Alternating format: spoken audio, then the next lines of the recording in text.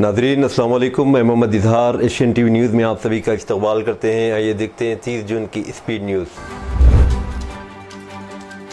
तेलंगाना के संगारेड्डी ज़िले के पाशा में अलारम सनाती इलाके में पीर की सुबह एक ज़बरदस्त धमाका पेश आया। इत्तलात के मुताबिक सिगाची नामी केमिकल फैक्ट्री में वाक़ई रिएक्टर अचानक फट गया, जिसके नतीजे में फैक्ट्री में आग भड़क उठी और तकरीबन 20 मजदूर शदीद झुलस गए। इनमें से 6 अफराद हलाक हो चुके हैं, जिनमें 5 की मौके पर ही मौत हो गई, जबकि एक मजदूर ने अस्पताल में दम तोड़ दिया। अहली शाहिदीन के मुताबिक धमाका इतना शदीद था कि कई मजदूर 100 मीटर तक दूर जा गिरे। फैक्ट्री की प्रोडक्शन बिल्डिंग मुकम्मल तौर पर मुनहदिम हो गई और साथ वाली की इमारत को भी शदीद नुकसान पहुँचा।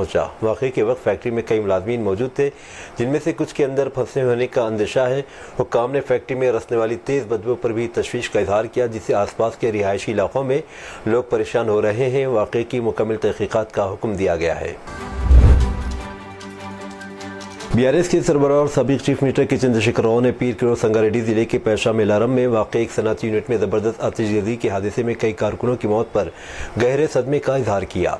सोगवार ख़ानदानों के तई अपनी दिली ताज़ियत का इजहार करते उन्होंने इन रिपोर्टों पर तशवीश का इजहार किया, जिसमें बताया गया है कि हलाकतों की तादाद में मज़ीद इजाफा हो सकता है। चंद्रशेखर राव ने रियासती हुकूमत पर जोर दिया कि फौरी तौर पर ज़ख्मियों को मेयारी तिब्बी इमदाद फराहम करे और महलूक कारकुनों और मुलाज़मीन के अहलखानों को माली इमदाद फराहम करे। उन्होंने हादसे की वजूहात की मुकम्मल तहक़ीक़ात का भी मुतालिबा किया, ताकि मुस्तक़बिल में ऐसे सानियात को रोकने में मदद मिल सके। सदर TPCC महेश कुमार गौड़ ने कांग्रेस कायदीन को हिदायत दी कि वो 4 जुलाई को LB स्टेडियम में मुनाकिद शुदनी तेलंगाना देही सतह के पार्टी सदूर के इजलास को कामयाब बनाए। देही सतह का इजलास जय बापू जय भीम जय संविधान प्रोग्राम का एक हिस्सा है। बीजेपी की दस्तूर मुखालिफ मुहिम के खिलाफ राहुल गांधी ने जय बापू जय भीम जय संविधान का नारा बुलंद किया। सारे मुल्क और रियासत में जय बापू जय भीम जय संविधान प्रोग्राम कामयाबी के साथ मुनक़्क़िद किया जा रहे हैं। रियासत भर के तमाम अतला के देही सदूर इस इजलास में शिरकत कर रहे हैं, जबकि इस प्रोग्राम में सदर AICC मल्लिकार्जुन खड़गे, चीफ मिनिस्टर रेवंत रेड्डी और दीगर अहम कायदीन बहैसियत मेहमानाने खुसूसी शिरकत करेंगे। रियासती वज़ीर पूनम प्रभाकर ने पार्टी कायदीन को मशवरा दिया कि वो देही सतह के इस इजलास को कामयाब बनाने में बढ़ चढ़ कर हिस्सा लें। तेलंगाना BJP के नए सदर के इंतखाब पर जारी तजस्सुस खत्म हो गया। पार्टी क़यादत ने इस ओहदे के लिए साबिक MLC रामचंद्र राव के नाम को खतियत दी है। ज़राए के मुताबिक पार्टी की मरकज़ी क़यादत ने इन्हें नामजदगी दाखिल करने की हिदायत दी और आज वो दोपहर 2 बजे अपनी नामजदगी फॉर्म दाखिल करेंगे। रियासती BJP सदर के तौर पर किसको मुंतखब करना है, इस पर पार्टी की आला क़ायदीन ने तवील गौर व खौस किया। MPs इटारा राजेंद्र, धर्मपुरी अरविंद के लक्ष्मण और रामचंद्र राव जैसे नामों पर संजीदगी से गौर किया गया। आखिरकार रामचंद्र राव के नाम को तरजीह दी गई। बताया जा रहा है कि RSS और कुछ सीनियर कायदी ने इनके नाम की भरपूर हिमायत की। हुक्मरान कांग्रेस का सामना करना, पार्टी को मजबूत बनाना और बल्दी और मजालिस मकामी इदारों के इंतखाबात जैसे पहलुओं को मद्देनजर रखते हुए नए सदर के इंतखाब का फैसला किया गया। हैदराबाद के रुकन पार्लियामेंट और ऑल इंडिया मजलिस इत्तेहादुल मुस्लिमीन के सदर असदुद्दीन ओवैसी ने ऐलान किया है कि इनकी पार्टी बिहार में महागठबंधन के रहनुमाओं से बातचीत कर रही है, जिसका मकसद इस साल के आखिर में होने वाले बिहार असम्बली इंतखाबात में BJP की क़यादत वाली NDA को शिकस्त देना है। ओवैसी ने कहा कि बुनियादी मकसद रियासत में NDA की इक़्तिदार में वापसी को रोकना है। तेलंगाना हाईकोर्ट के मुस्लिम खवातीन को खुला के जरिए तलाक लेने के मुकम्मल हक से मुतालिक फैसले ने तनाज़े को जन्म दिया है और all India Muslim personal law board ने 1 जुलाई को एक मीटिंग बुलाई है। तवक्को है कि हाईकोर्ट के इस फैसले का रियासत भर की फैमिली कोर्ट्स में ज़ेर इल्तवा बहुत से मुकदमात पर बड़ा असर पड़ेगा। जस्टिस मौसमी भट्टाचार्य और जस्टिस BR मधुसूदन राव पर मुश्तमिल एक डिवीज़न बेंच के फैसले के मुताबिक एक मुस्लिम खातून को खुला के जरिए शोहर की रजामंदी के बगैर तलाक लेने का मुकम्मल हक हासिल है, जबकि इस्लामी कानून के तहत बीवी की तरफ से शुरू की गई शादी को तहलील करने की एक शक्ल है। कांग्रेस पार्टी के जनरल सेक्रेटरी जयराम रमेश ने पीर को कहा कि तेलंगाना में कांग्रेस हुकूमत रियासत में 4,20,000 गिग वर्कर्स के तहफ़्फ़ुज़ और मदद के लिए कानून साजी करने वाली है। एग्रीगेटर्स के जरिए गिग वर्कर्स की लाजमी रजिस्ट्रेशन एक सह-फ़रीक़ी बोर्ड, जिसमें वर्कर्स, एग्रीगेटर्स और हुकूमत गिग वर्कर्स की फलाह बहबूद की निगरानी करेगी और सह-फ़रीक़ी बोर्ड के ज़ेर इंतज़ाम कारकुनों के लिए एक फलाही फ़ंड मुजव्वज़ा कानून साजी की अहम दफ़ात में शामिल है। साबिक़ मरकज़ी वज़ीर ने एक्स पर पोस्ट किया कि बिल माशी और समाजी इंसाफ दोनों को बामाना अंदाज में फ़रोग़ देता है। तेलंगाना, राजस्थान और कर्नाटक के बाद इस मामले पर कानून साजी करने वाली तीसरी रियासत है। हर मामले में सिर्फ कांग्रेस हुकूमत ही है जिन्होंने लाखों गिग वर्कर्स के लिए इंसाफ और काम के मुनसिफाना हालात को महफूज किया है। उन्होंने कहा कि श्रमिक न्याय कांग्रेस पार्टी और राहुल गांधी के सबसे मरकजी तसव्वुरात और एजेंडे में से एक है। तेलंगाना में कांग्रेस हुकूमत को गुरुकुल के रिहायशी स्कूलों के बिगड़ते हुए हालात पर बीआरएस की जानिब से शदीद तनकीद का सामना है। गुज़िश्ता फरवरी से ज़ेर-ए-इल्तवा बिलों के साथ ठेकेदारों ने अंडे, गोश्त और स्कूल यूनिफॉर्म जैसी ज़रूरी अशिया की फराहमी रोक दी है। बीआरएस के वर्किंग प्रेसिडेंट के टी रामाराव ने रियासती हुकूमत से कहा कि मिस वर्ल्ड मुकाबले पर तकरीबन 200 करोड़ रुपये खर्च करने पर हुकूमत की तरजीहात पर सवाल उठाए। उन्होंने मजीद कहा कि राहुल गांधी, कुछ तो शर्म करो, आपकी हुकूमत के पास बच्चों को खाना खिलाने या यूनिफॉर्म फराहम करने के लिए पैसे नहीं, लेकिन मिस वर्ल्ड के मुकाबले पर 200 करोड़ रुपये खर्च करने के लिए तैयार है। उन्होंने सोशल मीडिया पर एक पोस्ट में ये बात कही। मरकजी वज़ीर दाखिला अमित शाह ने कहा कि नक्सलाइट्स को फ़ौरन हथियार डालकर खुद सुपुर्दगी इख्तियार करनी चाहिए। वो तेलंगाना के निज़ामाबाद में नेशनल हल्दी बोर्ड के दफ्तर का इफ्तिताह करने के बाद मकामी पॉलीटेक्निक मैदान में मुनाकिदा किसानों के बड़े इज्तिमा से खिताब कर रहे थे। उन्होंने कहा, पहलगाम में दहशतगर्दाना हमले के जरिए पाकिस्तान ने हमें डराने की कोशिश की, मगर इसके बाद भारत की ताकत का अंदाज़ा न सिर्फ पाकिस्तान को बल्कि पूरी दुनिया को हो गया। मोदी जी का मकसद सिर्फ दहशतगर्दी को ख़त्म करना नहीं, बल्कि मुल्क के अंदर फैल रहे नक्सलिज़म को भी जड़ से मिटाना है। हम 30 मार्च 2026 तक मुल्क को नक्सलिज़म से मुकम्मल तौर पर पाक कर देंगे। उन्होंने मज़ीद कहा कि नक्सलाइट्स को चाहिए कि फौरी तौर पर क़त्ल खून रेजी बंद करके हथियार डाल दें और कौमी धारे में शामिल हो जाएं। अब तक 10,000 से ज़्यादा नक्सलाइट्स ने हथियार डालकर आम जिंदगी को अपना लिया है। तेलंगाना जागृति की सरदार और बीआरएस एमएलसी की कविता ने भद्राचलम शहर से मुल्हिका 5 देहात को तेलंगाना से बहाल करने के लिए मरकज से दरख्वास्त करने के कांग्रेस हुकूमत के फैसले का खैर मकदम किया। उन्होंने इसे अवाम की जीत करार दिया। इस मसले को जिंदा करने के लिए तेलंगाना जागृति की मुसलसिल कोशिशों को सहरा दिया।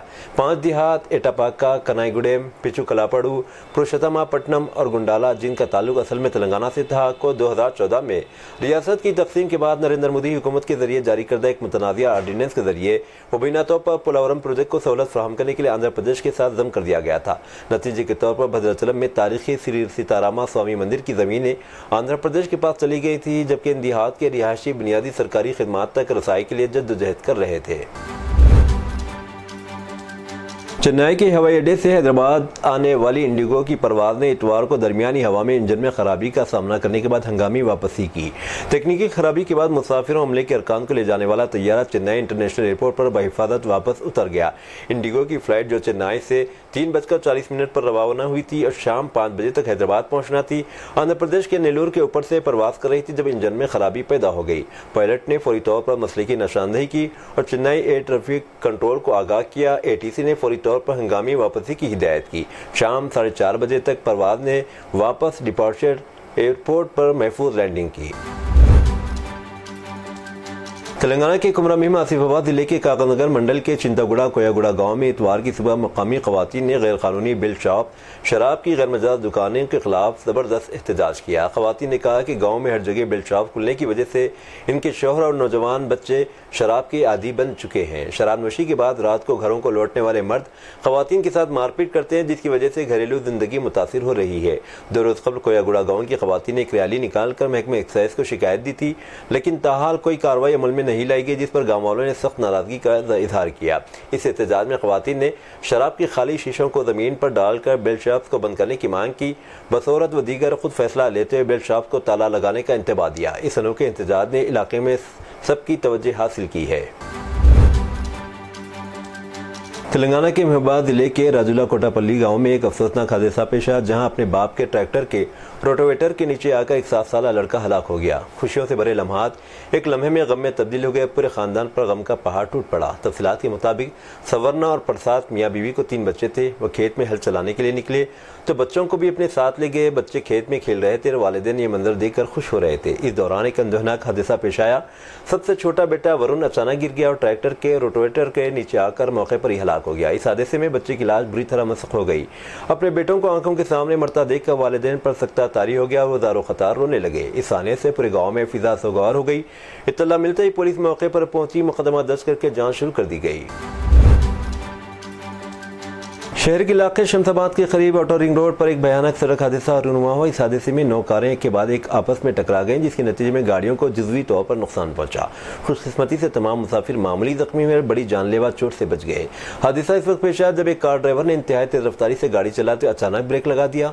इसके पीछे आने वाली दीगर 9 गाड़ियां बेकाबू होकर एक दूसरे से टकरा गई। हादसे के बाद तकरीबन 2 किलोमीटर तक ट्रैफिक जाम की सूरत हाल पैदा हो गई, जिसके बायस गाड़ी सवारों को शदीद परेशानी का सामना करना पड़ा।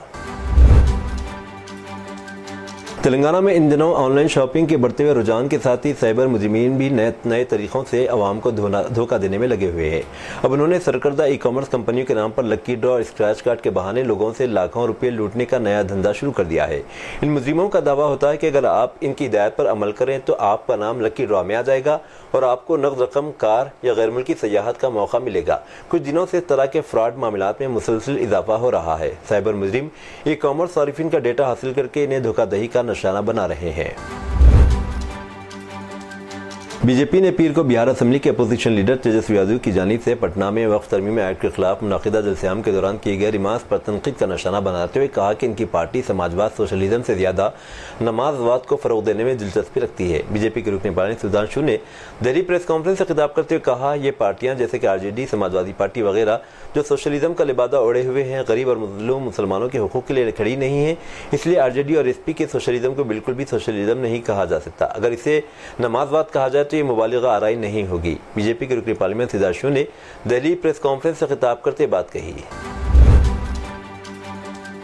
कॉर्पोरेट उमूर की वजारत की तरफ से पीर को जारी करदा ताज़ा तरीन माहाना बुलेटिन के मुताबिक हिंदुस्तान में रजिस्टर्ड नई कंपनियों की तादाद इस साल में साल ब साल 29% बढ़कर 20,718 हो गई, जो इक़्तिसादी सरगर्मियों में तेज़ी को जाहिर करती है। 31 मई 2025 तक मुल्क में रजिस्टर्ड कंपनियों की कुल तादाद 28,96,943 हो गई है, जिनमें से 65% 18,90,305 फ़ाल है।